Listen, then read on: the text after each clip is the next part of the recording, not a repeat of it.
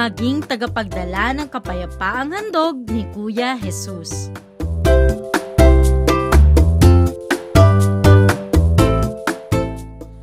Ang mabuting balita ng Panginoon ayon kay San Juan. Noong panahong iyon, sinabi ni Jesus sa kanyang mga alagad, "Ang umiibig sa akin ay tutupad ng aking salita.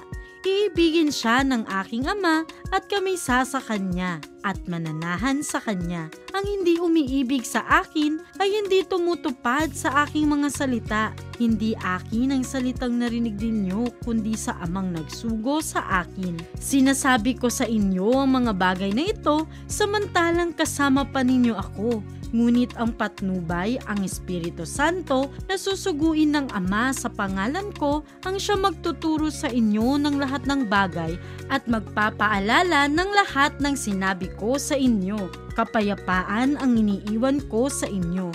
Ang aking kapayapaan ang ibinibigay ko sa inyo. Hindi ito katulad ng ibinibigay ng sanlibutan. Huwag kayong mabalisa. Huwag kayong matakot. Sinasabi ko na sa inyo, ako'y aalis, ngunit babalik ako. Kung iniibig ninyo ako, ikagagalak ninyo ang pagpunta ko sa Ama, sapagkat dakila ang Ama kaysa sa akin.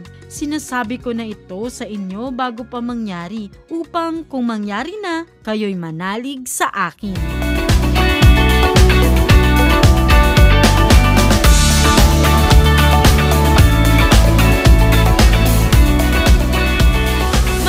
Araw sa inyo mga bata, tayo ngayon ay nasa ika-6 na linggo sa Pasko na muling pagkabuhay ni Kuya Jesus. Sa Biblia, maraming beses na binabanggit ang salitang kapayapaan. Tulad ngayon ang sabi ni Kuya Jesus, "Kapayapaan ang iniiwan ko sa inyo. Ang aking kapayapaan ang ibinibigay ko sa inyo." Ano nga ba ang kapayapaan mga bata? Ang kapayapaan ay hindi lang ang kapanatagang inaalok ng mundo na panandalian lamang. Ang mundo natin ngayon ay gutom na gutom sa kapayapaan. Maraming pamilya ang sira-sira, maraming kabataan ang balisa at puno ng takot. Maraming Kristiyano ang malamig sa pananampalataya. Ngunit dahil si Kuya Jesus ay muling nabuhay, mayroon siyang dalang mensahe, ang kapayapaan sa gitna ng mundong magulo. May pag-asa sa gitna ng dilim. May Diyos na buhay at kasama natin. Ang kapayapaan ay hindi lamang ang kawalan ng digmaan o kaguluhan, kundi ito ang presensya ng Diyos sa ating mga puso. Ito ang kapanatagan sa gitna ng unos, pagtitiwala sa gitna ng pag-aalinlangan at lakas sa gitna ng kahinaan. Ito ang kapayapaang nagmumula sa kanyang presensya. Sa gitna ng ating takot, pagkalito at pangamba, ipinapaalala niya na hindi tayo nag-iisa. Ang kanyang pag-alis ay hindi pamamaalam, kundi paghahanda para sa higit na biyaya. Ang tunay na kapayapaan ay bunga ng pagtitiwala sa Diyos, hindi sa mga bagay na panlupa. Tayo'y tinatawagan na manalig, umibig at magalak sapagkat ang kanyang mga pangako ay tiyak at totoo. Sa kanya, ang puso'y nagiging panatag.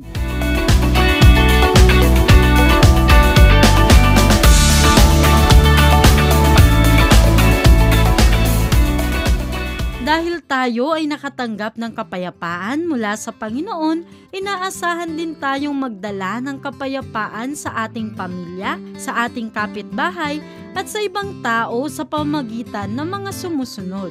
Una, iwasang manira o mang-away ng ibang bata.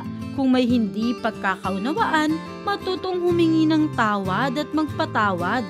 Mapalad ang mga tagapagdala ng kapayapaan sapagkat sila'y tatawaging mga anak ng Diyos. At ikalawa, maging mabait kayo sa isa't isa, mahabagin at mapagpatawad. Kumustahin ang kaklase, kaibigan o kahit ang hindi kakilala. Iwasan ang panlukso, paninira o pambubuli. Sa halip, maging mapagkaibigan at matulungin.